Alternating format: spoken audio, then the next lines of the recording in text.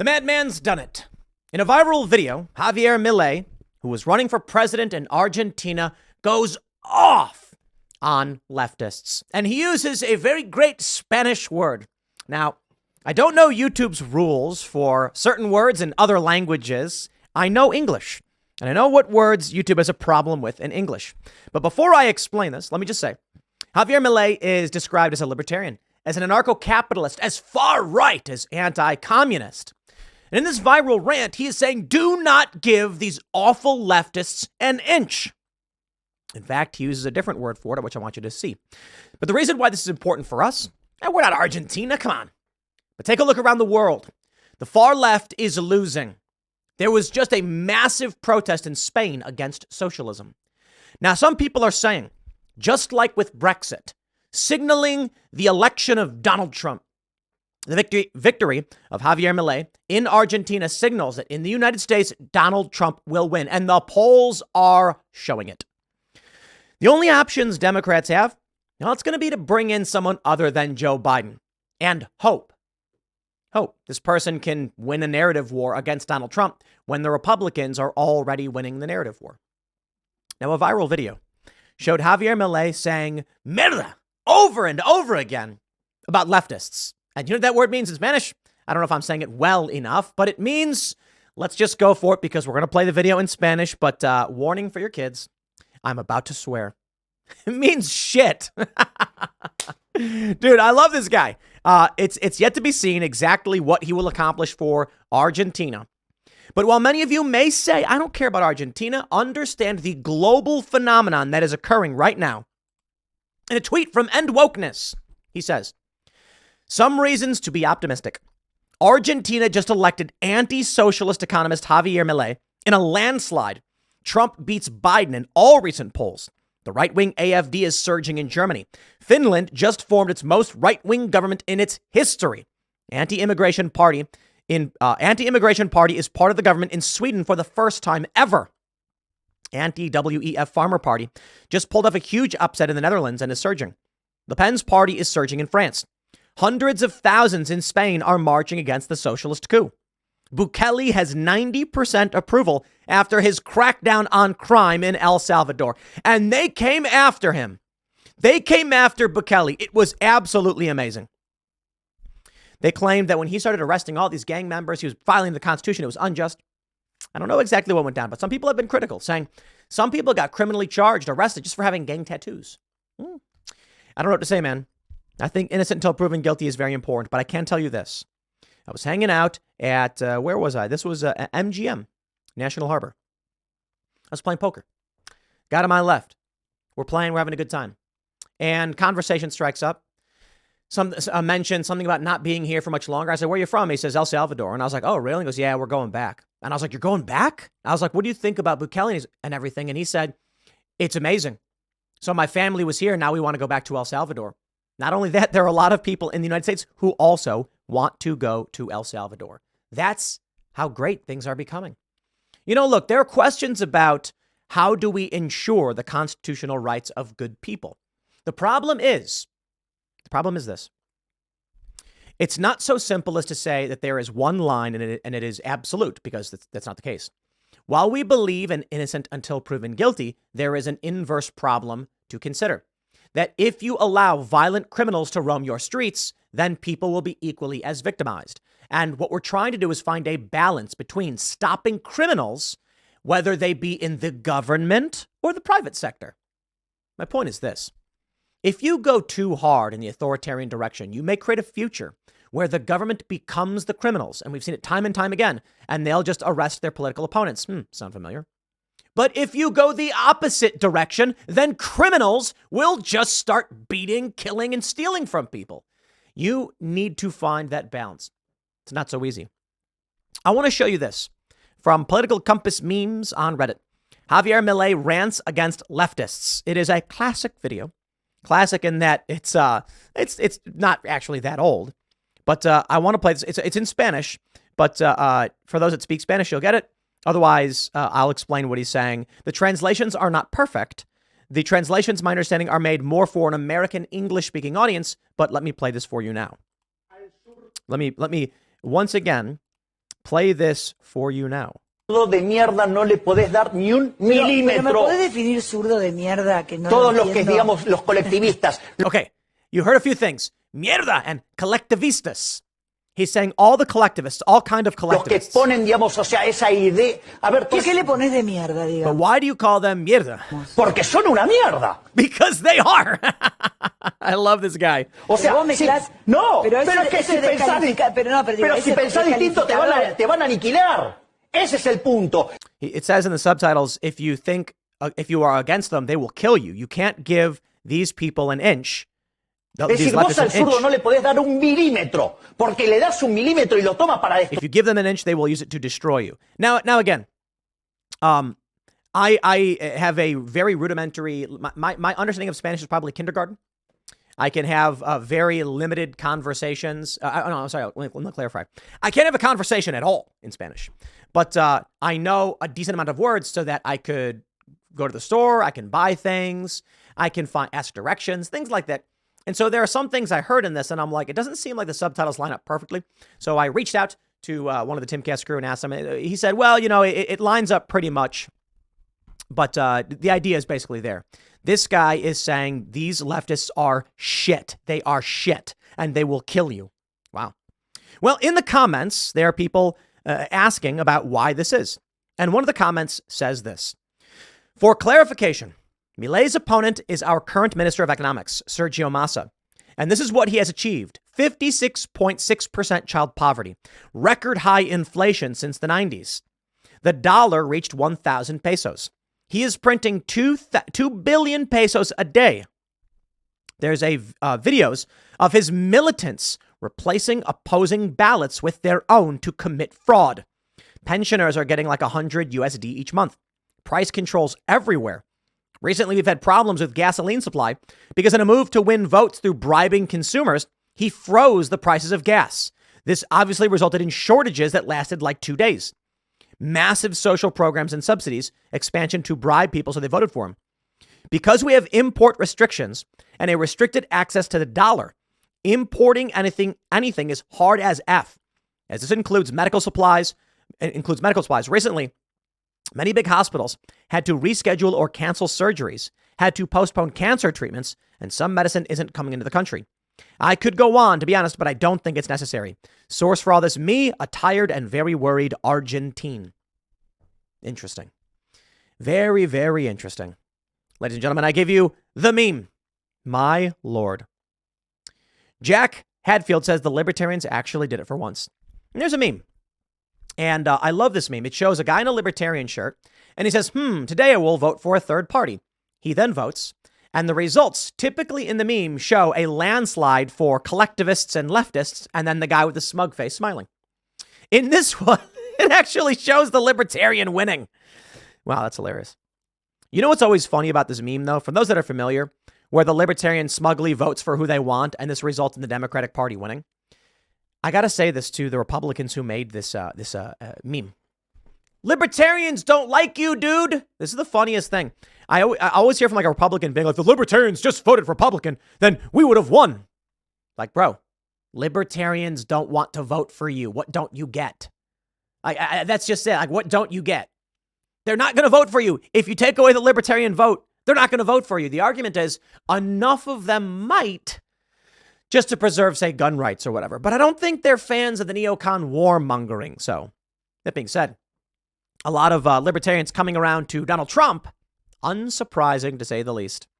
So here's a video from Reuters. Argentina elected the right-wing libertarian Javier Milei as new president as voters replaced their hopes in a political outsider to fix an economy battered by triple-digit inflation, a looming recession, and rising poverty.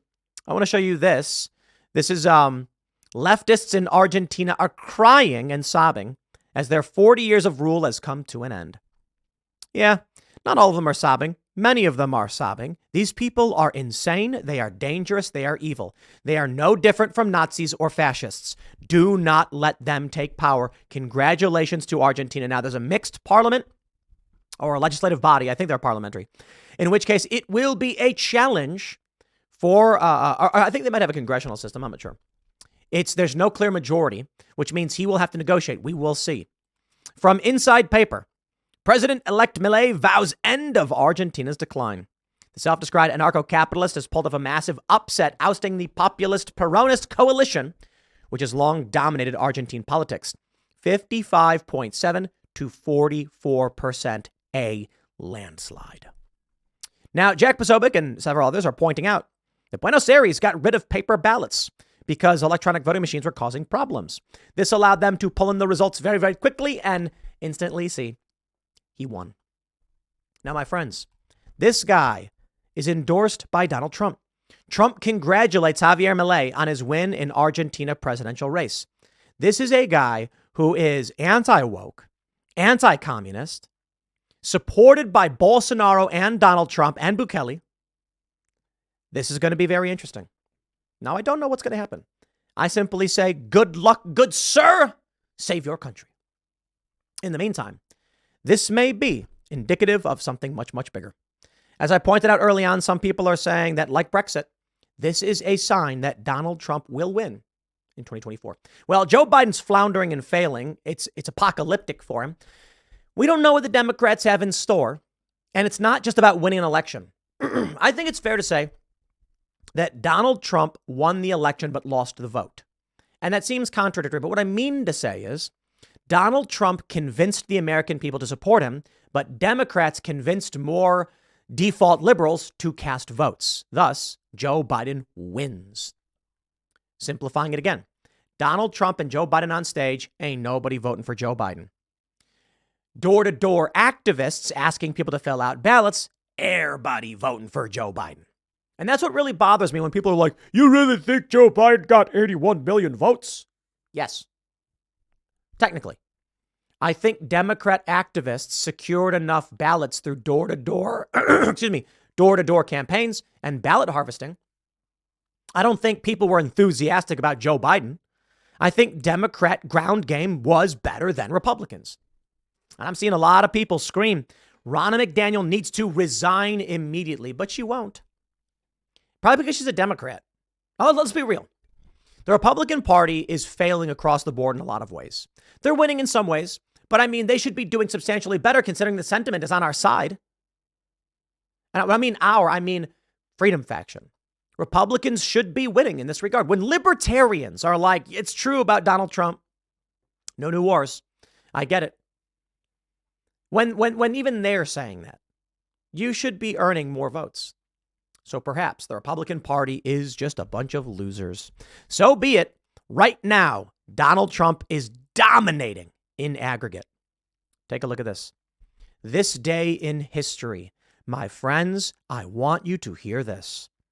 As of right now, with all the polls in consideration for RCP, Donald Trump is up in aggregate by 1.6%.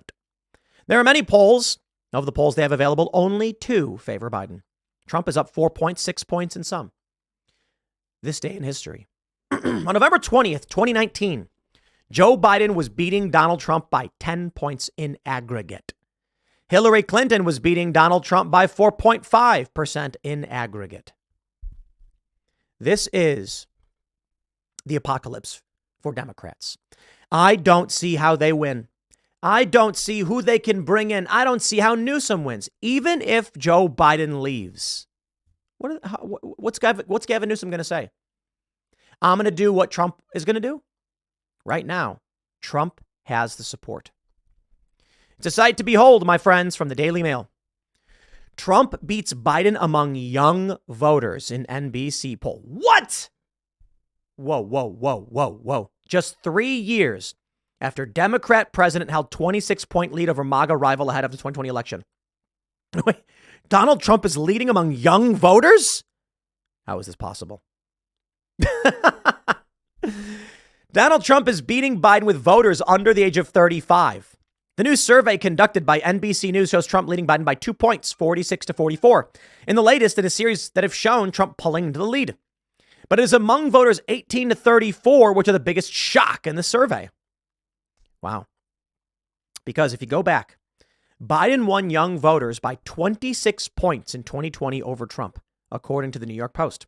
Part of the problem may be Biden's handling of the Israel-Hamas war, which has seen young people take increasingly radical anti-Israel stances, where 70% of 18 to 34-year-olds disapprove of Biden's stance on the issue versus 20% approval. Similar to the overall results, voters over the age of 65, they're basically in line with are the only group to a majority approve of Biden's handling of the conflict. I said this before. Israel-Palestine has ended Democrat. There's three parties now. I'm going to put it that way. The Democrats had their progressive coalition. The Democratic Party welcomed Democratic Socialists. But with Israel-Palestine, it's done. And we saw this with AOC when she first got elected back in 2018. The left criticized her for walking back her Israel stances. She was very much free Palestine. And then once she got elected, she was like, well, recently she said the solution for Israel is targeted strikes. Why? Probably a lot of Jewish people live in her district. And now she's concerned about whether or not she will face very serious opposition should she take the pro-Palestine position. This means young Democrats will not vote Democrat. And we're seeing it right here. They're not going to vote for Joe Biden. They were holding rallies where they said outright they will not vote for Joe Biden because of Israel-Palestine. In which case, 10% of the Democrat voting bloc is 18 to 29, not even 34, 29. If Democrats lose 10% of their supporters, let's say 5% in the general, what, Trump's going to win 55 to 45? A 5-point swing in both directions? That would be bonkers. That's kind of like what we saw with Javier Milei. Let's say Democrats only lose half. 46% actually disapprove. With it's 44% for Biden. So let's say young people are split and they only end up losing 2.5 in the general, giving Trump a 2.5 advantage, a 5-point swing. Donald Trump wins. And you know what else? Here we go. Michael Rappaport. Oh, I love this story. This is from last week. Michael Rappaport says voting for Trump is on the table. Now, I want to say this. I will welcome anybody who wants to do the right thing. I don't care what their reasoning is for the most part. Rappaport wants to support Trump because he's pro-Israel. But understand this.